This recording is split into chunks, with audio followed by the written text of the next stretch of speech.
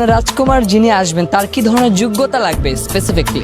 একটা সরকারি চাকরি ডিজার্ভ করি, যেহেতু আমি শিক্ষিত মেয়ে, আর আমাকে বুঝবে, আমাকে সাপোর্ট করবে, এই মেন্টালিটি ম্যাচ খাবে। এই তার মাসিক ইনকাম কেমন হতে হবে? 50,000 আমার হাজবেন্ডের মাসিক ইনকাম।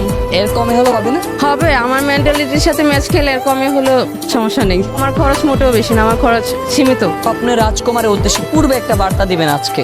প্রচুর ভালোবাসতে হবে আমাকে, আমার স্বপ্নের রাজকুমার বা যে আমার লাইফে আসবে, আমার লাইফ পার্টনার হবে সে। কেউ কি আসতে চেয়েছিল? কাউকে বাধা দিয়েছেন? অহরহ অহরহ আসতে চেয়েছে, অনেক আসতে চেয়েছে। কোন জেলায় বিয়ে করতে চান? আমার নিজের জেলায়, ব্রাহ্মণবাড়িয়া। ব্রাহ্মণবাড়িয়ার ছেলেরা কেমন হয়? খুবই ভালো, নম্র, ভদ্র, রাগটা একটু বেশি হয়, কিন্তু হ্যাঁ মায়া বেশি, কেয়ারিং বেশি তাদের মধ্যে, অনেক সাহসী। আমার কাছে মনে হয় আমার জেলার মানুষ সবার মাঝখান থেকেও আমার জন্য সে সময় বের করতে পারবে, লড়াই করতে পারবে, সবার সাথে সাপোর্ট করতে পারবে। এই জন্য আমি আমার ব্রাহ্মণবাড়িয়াকে আমি বেছে নেব। আপনার জীবনে যে স্বপ্নের রাজকুমার আসবে, মাই ঠিক করে দিবে নাকি আপনি ঠিক করে নেবেন? আমি চাই আমি নিজেই ঠিক করি আমার স্বপ্নের রাজকুমার, কারণ এটা আমার সারা জীবনের ব্যাপার। আমি যার সাথে থাকবো আমি চাই আমার পছন্দ বা আমার মেন্টালিটির সাথে মিলে এমন কেউ আসুক। আদৌ কি সেই স্বপ্নের রাজকুমার এসেছে? না, এখনো আসেনি, তবে ভবিষ্যতে আসতে পারে।